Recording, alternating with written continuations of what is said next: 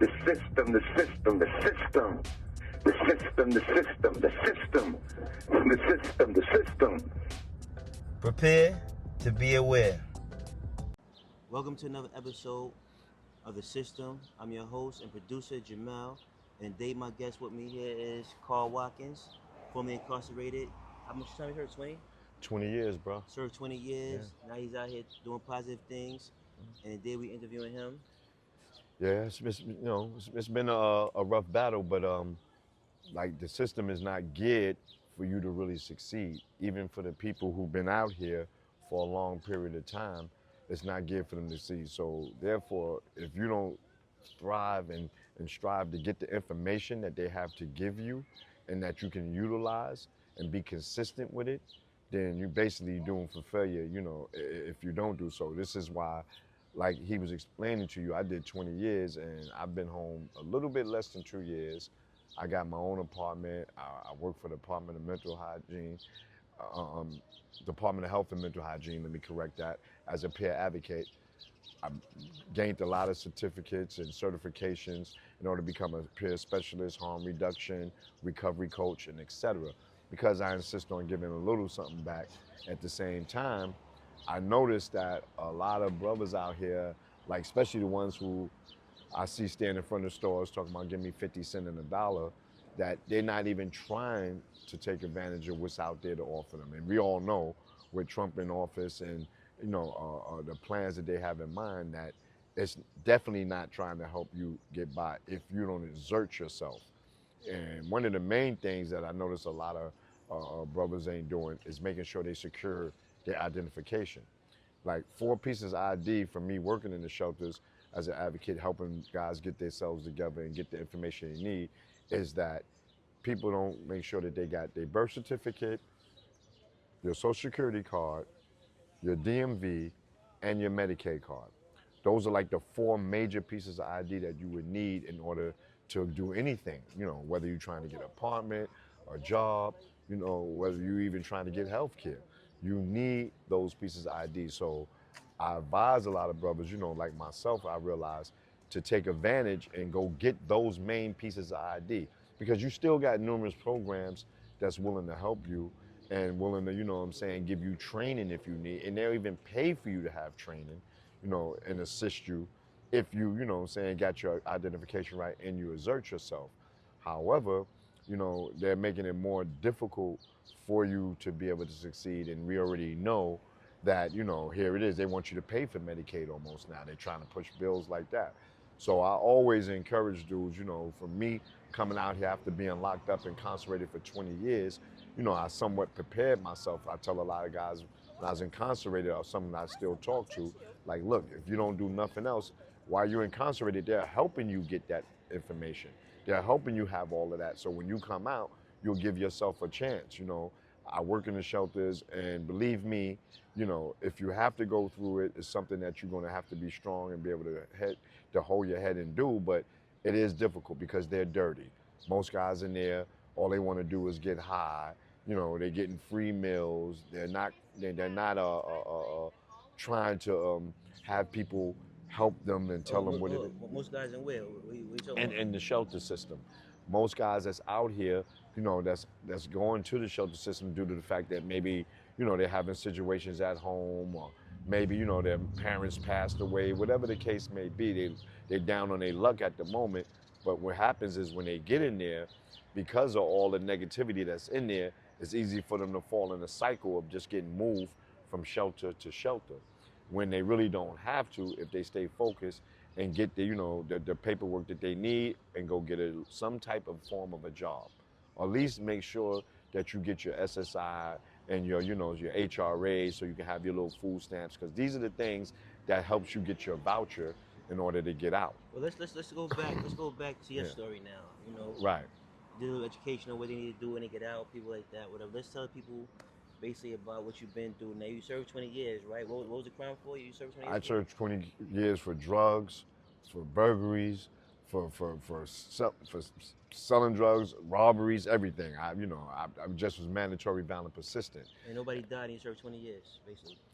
Yeah, everybody in my No, I'm most. talking as far as it was no victim for that died. Like No. I didn't have no victims that passed away. But even then, for people who had violence, because I'm a mandatory violent persistent myself, so even people who had violence in their case, where a person may have died, you still have option. It's not like you can't get, you're not going to get a job in a bank probably. Well, explain real You quick. know, Explain to the people what this voluntary, mandatory violent persistence is Well, about. mandatory violent persistent, just meaning for those who don't know, is that you have a history of violence. All of your crimes that you ever did was violent crimes, where some people had harm done to them, or you just had possession of, firearms and assault cases and things in that. So what Or just happens a is, simple burglary. It's just yeah, burglarize something. and It it could can be, be a could be burglary, violent. but usually a burglary 1 or 2 will classify you as a violent persistent. So if you have that label on you, then it definitely hampers you from doing certain things. But trust me, you can still accomplish a whole lot of other goals, because the way that the system had worked when it was underneath the Obama administration and all of this, hands up, don't shoot movement and all of that, they wound up, what I'm saying, knocking a lot of laws out that basically they can't discriminate against you. Well, I want to go back to the violent persistent thing. Basically it was Bill Clinton who came out and put this law into place back in the '90s when he was in office as president, right? And basically the three strike loser, you out mandatory violent persistent was really made for predators. It was No, made for mandatory violent persistent was made for meaning that you have 3 or 4 violent felonies in a row. no, but hear what I'm saying though, right? If you go back to the history of it, it was made for predators. That's what it was made for. People that go back to the history of it, right? I've been through this, right? In the law books and all, right? You go back to the old Yeah, law books, yeah. that's who it was made for. It wasn't made for just 3 strikes. When they first made that law or whatever, Mm.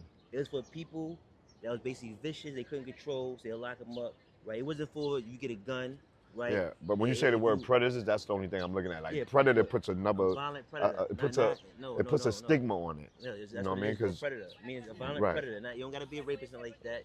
Predator. It could be no, somebody you out here in the streets, right? You preying yeah, on people, you beating people up or whatever, showing people real bad or right, whatever, people in the hospital, right. things like that. That's where the history where it came from, where they made it, and then it came in something else, and they made it for anybody, where it's just a simple gun charge or a burglary where nobody got hurt, nobody's even home, where you went in somebody's home and took a leather jacket. Or a business. Well, no, a business actually don't fall into that. A business. That's not violent. You go Well, into business, no, a nobody in there. business can't be violent. No, it's not. No, it's not. Look it up. No, If I don't have nobody, to if look it up. nobody's I in, fought this. I'm if telling you. nobody's in the business, if nobody's in that location, right, and you go in, that's why people do go to businesses. If nobody in that business, right, you go in there and burglarize it or whatever. That's That not a is violent. true. That can it can be not be considered violent. However, if they can show that, let's say the night guard sleeps in there, even though he's not there, But that's just what I said. I'm just showing you how they do. Even if he's not there, it's considered violent. What I'm saying is though, if nobody's in that location, it's not violent. That's in the law. If they can show somebody is there, Right. domain it, that's different. All right, but what I'm trying to explain to you is that, to a certain extent, now, it's somewhat true and then not, because if No, it but shows that somebody ever this- slept there, that is enough to When you consider go it to the violent. law, I'm gonna say It it doesn't again. mean they're there. If this is you go in a regular store, nobody sleeps in a regular store. It's a Then store. it's They want a convenience not-violent. store. This is what I'm trying But to explain. if they can show that a bed was in the Yeah, back where somebody no. used to sleep there or can sleep that's there, a difference if somebody's then it there or becomes somebody's violent. sleeping there. We Right. talking about this is how this law. technicalities they yeah, do we're to talking us. about the law Yeah. right now. As far as if you go in, that's why people talk at businesses like that. Yeah. Because you go in there, nobody in there, it's Mhm. non-violent, right? Now let's get back to this thing when you came home, whatever, after doing 20 years as a violent persistent, right? Mm. You come home, right? What happens? I know you told me before your friend came to pick you up. He was there to help you, things like that. So what took place? Nah, it's very simple. Like I said, the system is not geared for you to succeed. So therefore, when I came home, I already had a job waiting for me. I had an apartment waiting for me, and they wouldn't allow me to go to it because they wanted to make sure that I stayed underneath their jurisdiction here in the city, and they wouldn't allow me to move forward and get the apartment, even though it was going to be paid for, even though the job was laying there, it was going to pay me $27 an hour coming out the door. Parole was like, well, no, you can't move into the next county. You have to stay here right in the city. So your friend basically had a place where you stay and a job. And a in job. New York, as you told me. Yeah. And basically parole wouldn't let you do that. Well, it was a reason? Yeah, because they wanted me in New York City County. They didn't want me leaving outside the county. I wasn't leaving the state. I was just going to move to the next county and be able to start my life over, you know what I'm saying, and give me a fresh start. And they wasn't going for that because they said, no, you're going to stay here in the same neighborhoods where you committed crimes at. We want you to stay here. Even though we know that most of the neighborhoods that a lot of us come to are considered red zones. Red zones, which is they don't want you in, but at the same time, where else are you going to go? Because you're going back to the same households and environments that you come from because they're forcing you to go back to that. So in the process, you know what I mean, it hampers you to a certain extent because it's easier for a person to do what they knew how to do or what they used to do, especially if they get frustrated and they can't find a job right away because they haven't prepared themselves in any kind of way of taking certain training programs or, you know, educating themselves to a certain extent. And that doesn't mean the guys who just come home from prison. That means the guys who's out here because they have a lot of vocational programs, you know, that to help you out. Me, I came home, I went and got my OSHA 10, 30, and was offered the 62 in order, you know what I mean, to be able to get good construction jobs or, you know what I'm saying, certain even working a security guard. So now you come home and you have to go to another system, which is a shelter. And I did that. Because they wouldn't let you parole. I was forced to go into a shelter. Your own apartment, your own job and everything. Yeah. So what that was like? How that went? The shelter system, like I said, it was devastating to me after doing 20 years because it was like I was coming from one prison going into another. Because, you know, at the same time, most of the people who they get the jobs to in them shelters, especially the security, are usually foreigners who don't understand you. They don't know how to communicate with you. And sometimes it seems like they hold grudges against you because you've been here and you ain't taking advantage of the opportunity that they are. I don't know what the, you know, saying the mentality of them is when it comes to how they feel, but I do know that their treatment of you can be very frustrating when you're already down on your luck and you're trying to, you know what I'm saying, get yourself together. And that stagnates people. It causes people to drink. It causes people to use more marijuana and whatever kind of drug controlled substance they use. So that can be frustrating. It's dirty. You're not going to get proper rest because guys up all times of night. They don't have the respect. The staff in there are usually a bunch of people who don't understand what you're going through, who never been through, you know, the street life, or they never, you know what I'm saying, been incarcerated. So they don't know how to communicate with you. And they are so overworked and so overcased to the point where if you don't really be on them and know how to, you know, maintain your composure and talk to them in a proper manner, even though they're going to, you know what I'm saying, take their time, not meaning to sometimes, just because they got so much to do. So it's up to you what it is you want to do. So now, so basically, how the facilities like in a shelter? I mean, what's it like being in a shelter with the facilities? How the atmosphere is? I mean, the atmosphere is just what I explained. It's very dirty. You know what I mean? You're sleeping in dormitory environments most of the time. You're seeing, and it's sad to say, but you're seeing the foreigners get better treatment than you and getting out of the shelters quicker than you. And turn around, you know, the food is horrible. Like if you're in prison, you know, it's mostly soybean type of stuff. And they're only giving you small portions. And, you know, it's very unhealthy. So basically, it's another part of the system, basically. Another part of the system is terrible. It's part of the system that's terrible, but, you know, it's easy to get sick in them. You know what I mean? You're not going to get the proper medical attention. Guys, you know, if one person catches a cold, the whole dome that you may be in going to catch a cold. So now, how did you get out of that situation? I mean, what did you have to do to get out of the situation? Well, I basically followed protocol from what I knew, because to me, failure was not an option. I already knew that when I came home, it wasn't going to be easy, you know, and I knew that in order for me to take care of myself and safeguard myself was stay focused and do what I got to do and take advantage of all programs, find me a job immediately, even if it was something I didn't like, which I didn't at first. I worked in Hunts Point. You know, I cleaned outside of the courtrooms on sweeping and mopping some, you know, inside of them and stuff like that in order to get my little, you know, few dollars and be able to, you know, maintain and be able to get me a voucher to get up out of the shelter, because I knew I couldn't live like that, and I knew that I couldn't fail either. So I had to swallow a lot, you know what I mean? But I was built for that because of my incarceration. But let's take a person who was never incarcerated, let's say. Let's just take a person who's down on their luck a little bit, whatever their, you know, issue may be, whether it's family issues, drugs, you know what I'm saying? Most guys I see that don't indulge in a lot of that is because they wasn't being man and responsible enough, you know what I mean, to deal with their woman and help out in the household. Mhm. So she kicks them out. So all of these things here, you know what I'm saying, can be overwhelming on an individual that's going into a shelter, especially because they never even been inside, you know what I'm saying, in a prison, or, you know, or been on the street before, or been, you know, without having a place to stay. So you said a voucher. A voucher is just that's what the government give you for when you The get. voucher is what the government is funding, but the city also gives you a voucher. That's why you have different ones. You know, your Section 8s mostly are government funded. Your city FEPS is what it says, city FEPS, even though it has government funding come to it, but it's mostly the city that holds that down. And then you have what they call 2010 Es, which is supportive living, because some people have mental health issues, so they need supportive living. It's hard to find them places. You have guys who got maybe sex offender cases. It's hard to find them places. So all of these different type of vouchers, you got soda, which is a little bit better, but soda is only going to cover you for 1 year, meaning that you have a job where you make a little bit over, you know what I'm saying, the minimum wage, but not enough to really pay your bills on your own. So they'll give you the first year, they'll pay all your bills for you for 1 year, and then after that, you're on your own. So okay, so now basically after you did that, and now you got your own apartment now. How that feel? I mean, what was that like to get your own I apartment? mean, You know. to me per se, it felt great, but at the same time, it was all part of my plan. It was like I knew this was going to happen because I made sure I stayed focused in order for it to happen. I did what I had to do. But when you do get your own apartment, it is a good feeling. The problem is what I'm seeing now from working in the shelters that a lot of people who get their own apartment because they don't have certain what you call life skills, you know what I'm saying, on how to manage their money and how to manage, you know what I'm saying, their selves and discipline themselves, they wind up coming back to the shelter. You know what I mean? After 6 months to a year, They lose whatever. their apartment or something? They lose their apartment because now you don't have a counselor or a caseworker, you know what I'm saying, working with you. You don't have a therapist coach, even though you still have programs that assist you and help you.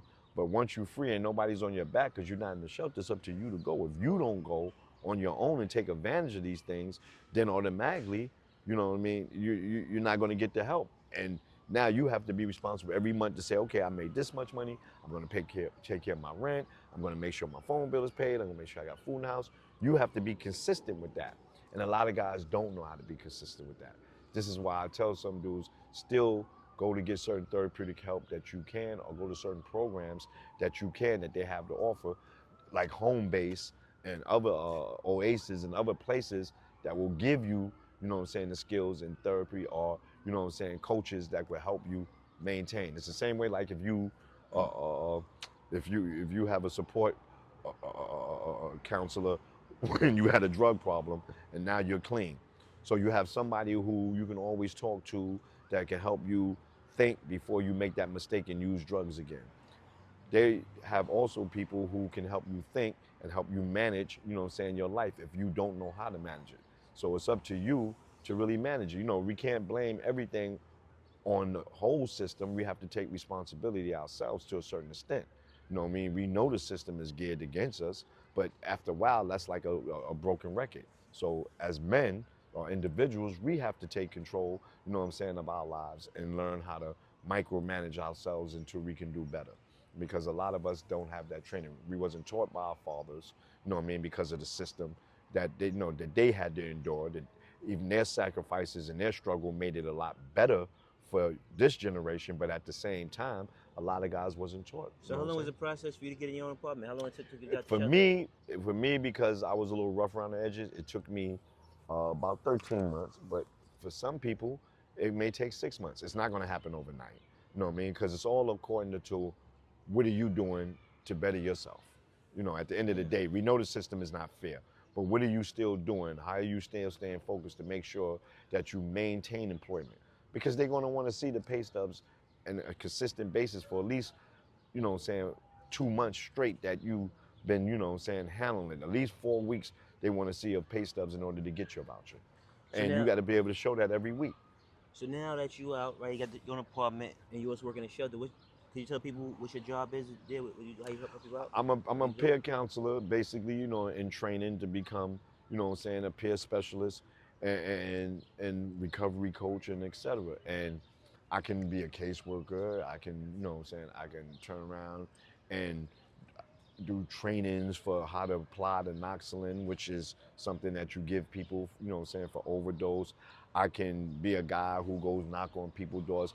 Basically, I can go all kind of directions because I got the certifications in order to do so from working in the shelters. But you really have to apply yourself. And it's not hard and it's not easy. It's just you deciding what is it you want to do with yourself. We know the system is going to always be against you. It's never going to make it fair for you. And it doesn't make it different if you came home from incarceration or if you're out here. And especially if you have a strike or two under your belt by having a felony or two. It's not, you know what I mean, it's not going to be easy, but it's not as hard as we make it in our minds either. And that's why, you know, I try to tell a lot of brothers, stay focused. Whatever you do, stay focused.